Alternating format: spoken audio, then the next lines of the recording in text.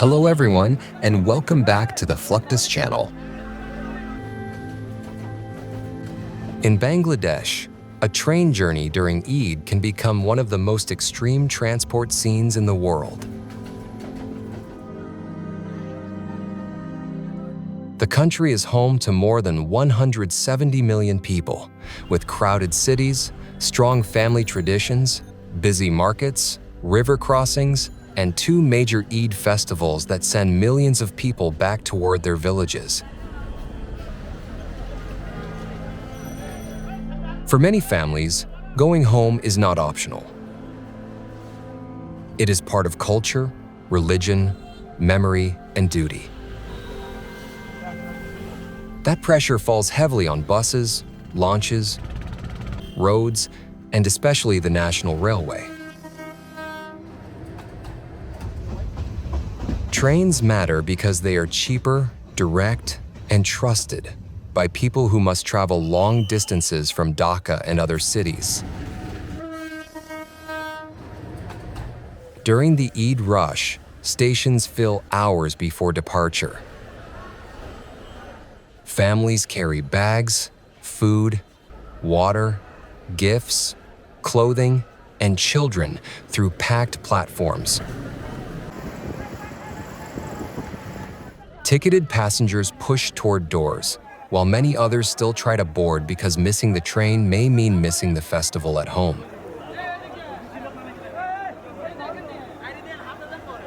The demand is far greater than the seats and carriages available, and this is where overcrowding begins.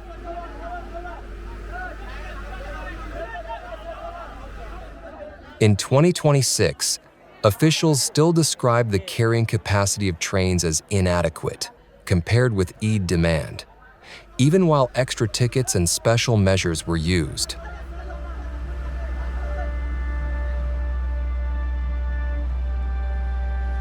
At the platform, the train becomes surrounded before it fully stops.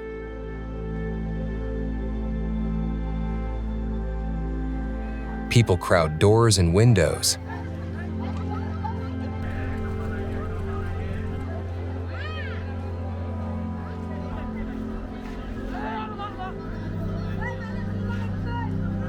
Some climb between coaches. Others use buffers, ladders, couplings, and side handles to reach the roof.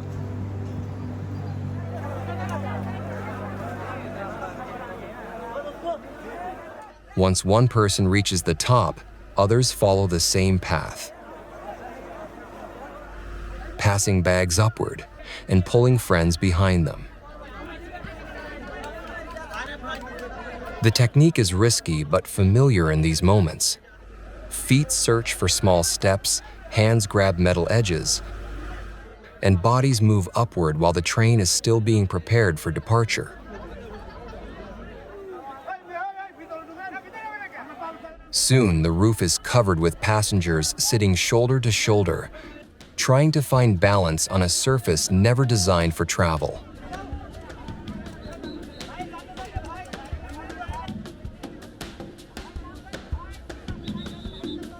Station authorities face a difficult situation. Police, railway security, and platform staff try to control gates, check tickets, push crowds back, and warn passengers away from the roof. But when thousands press forward at once, enforcement becomes extremely hard. Stopping every climber can trigger more crowding at the doors.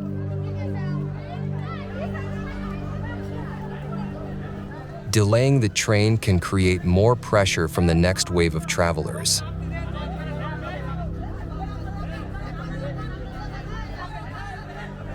Staff must balance safety with movement, knowing that the longer a train waits, the more the crowd grows.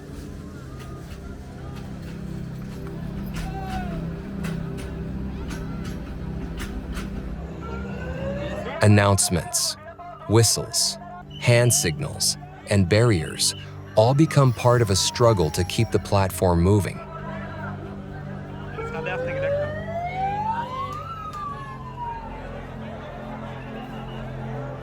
The dangers are obvious.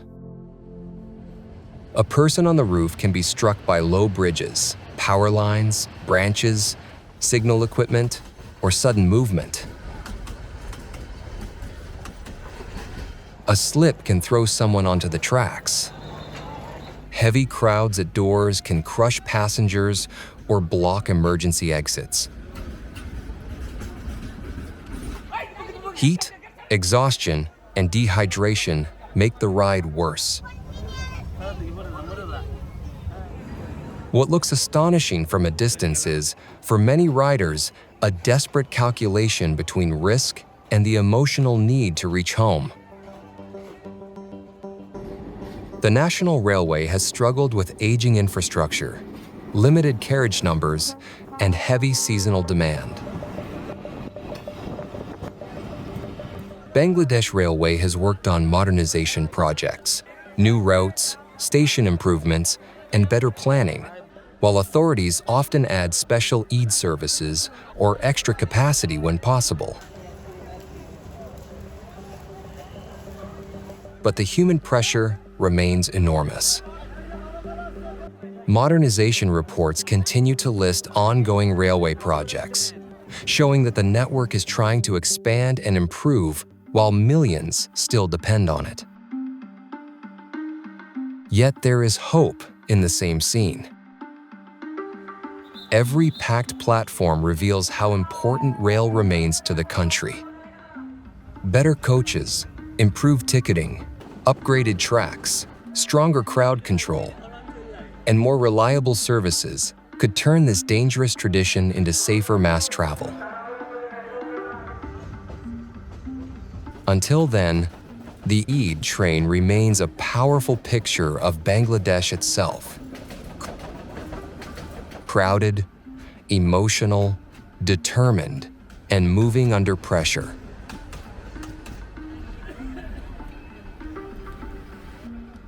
The passengers climbing onto the roof are not seeking adventure. They are trying to reach family, prayer, food, reunion, and home. The train becomes more than steel and wheels. It becomes a national migration on rails, carrying hope across the country during the most important days of the year, even when the journey demands patience, courage, and risk from everyone on board. For railway workers, the scene becomes a test of judgment, crowd control, timing, and public trust under extreme holiday pressure. Each departure becomes a small victory for people who simply want to arrive before celebration begins.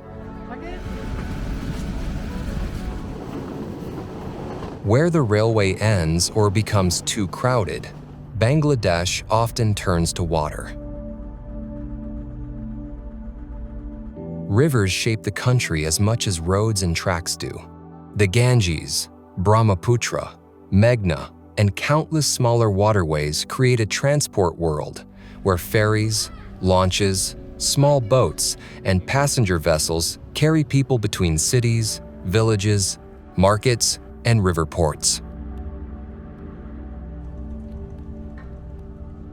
During festival seasons, the same pressure seen on trains spreads to the ferry terminals, where passengers search for any route that can take them home.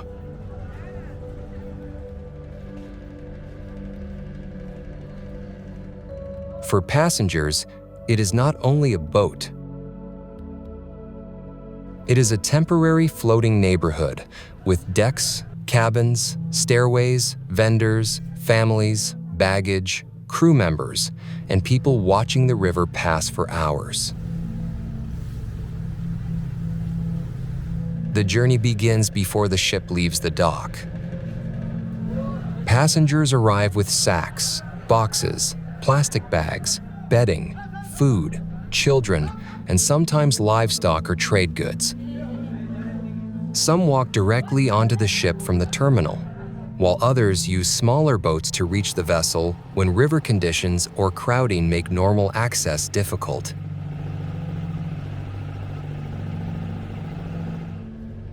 Onboarding becomes a slow test of patience. Crew members guide passengers through gangways and deck openings.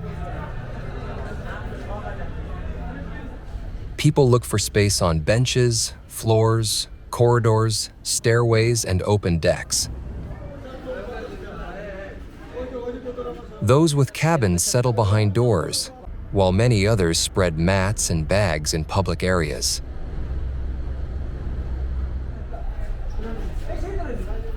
The ship gradually fills until every corner seems occupied, and the crew must keep passageways open enough for movement.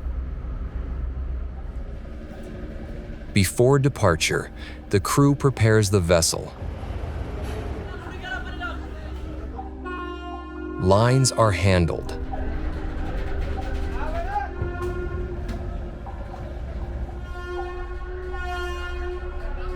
Engines are checked. The bridge team watches the river, nearby boats, current, and dock clearance.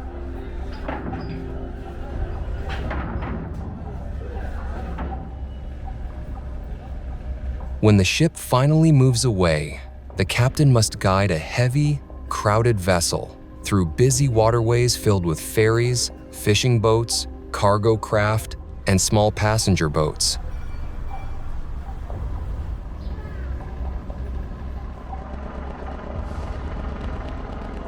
The bridge operation depends on visibility, local knowledge, engine control, and constant judgment. Rivers can shift with current, wind, traffic, sandbanks, and weather. One wrong angle near the dock can damage the hull or crush a smaller craft. Life inside the ship continues during the journey.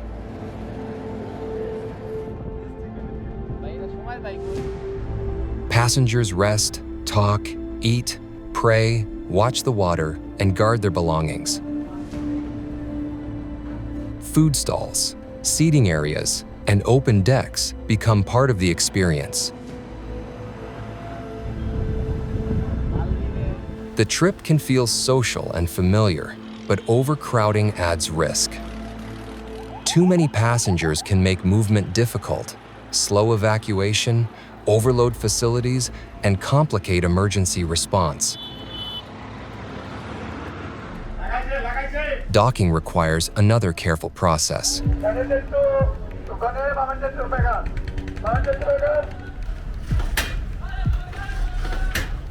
The ship approaches the terminal slowly.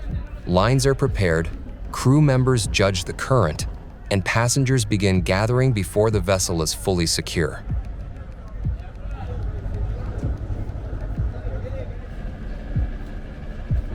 A safe arrival depends on controlling both the ship and the crowd.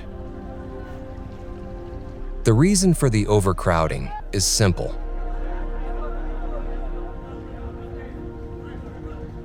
Bangladesh's population, river geography, limited transport capacity, and powerful festival movement all collide at once.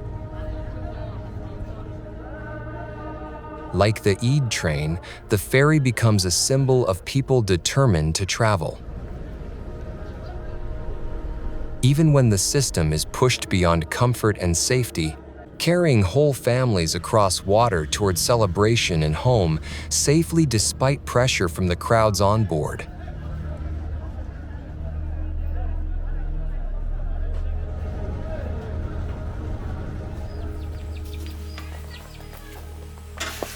Far from Bangladesh's crowded passenger rush, another railway story moves through agricultural fields in Indonesia.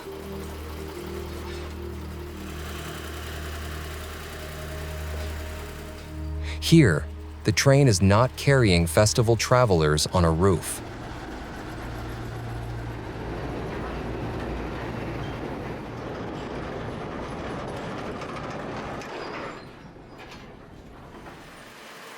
It is carrying sugarcane from harvest areas to a factory, using a small industrial rail system built around farm work, local labor, and old machinery.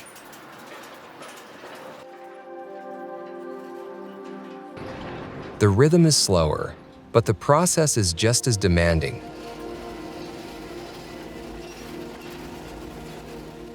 Because the train must reach the cane, collect the load, and bring it back before the harvest loses value.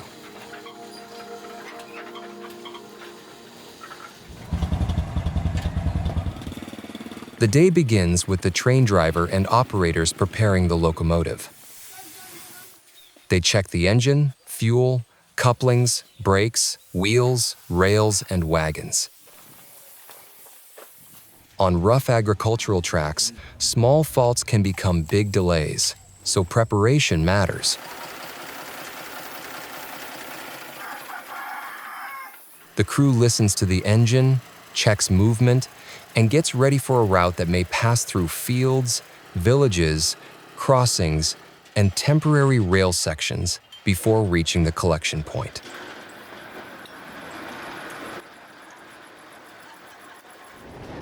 At the farm site, the railway becomes flexible. Machinists and local workers may extend or repair narrow tracks closer to the harvest area, so cane can be loaded directly near the field.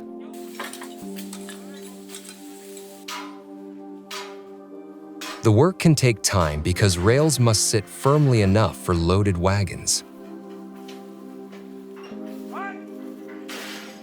Workers carry tools, align track sections, pack the ground, and adjust the route by hand.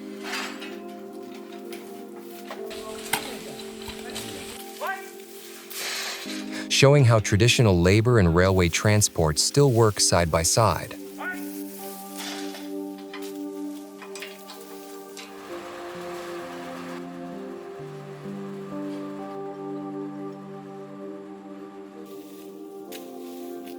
Harvested sugarcane is cut, gathered, and loaded into wagons.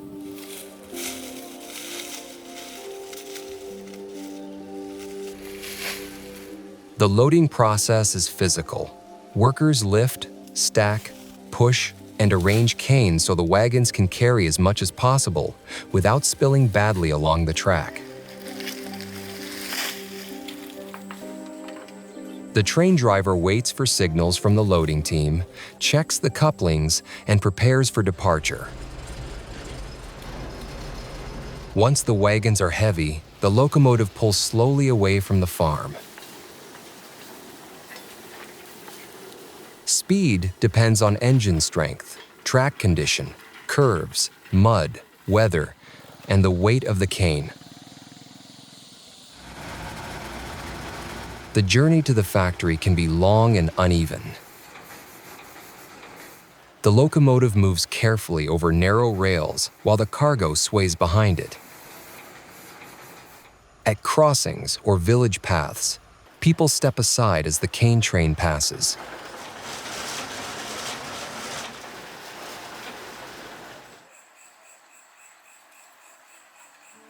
Local vendors sometimes take advantage of the harvest season by selling sugarcane juice, turning the moving crop into both industry and roadside refreshment. At the factory, the cargo is weighed before sale or processing. Wagons move into the receiving area, records are taken, and the cane begins its next life as sugar or related products. This agricultural train connects farms, workers, drivers, mechanics, vendors, and factory systems. From Bangladesh's overcrowded festival trains to ferries packed with passengers in Indonesia's cane railway, transport becomes a human story. Whether people are chasing home or crops are moving to market, every journey reveals pressure, skill, survival, and the quiet machinery that keeps daily life moving.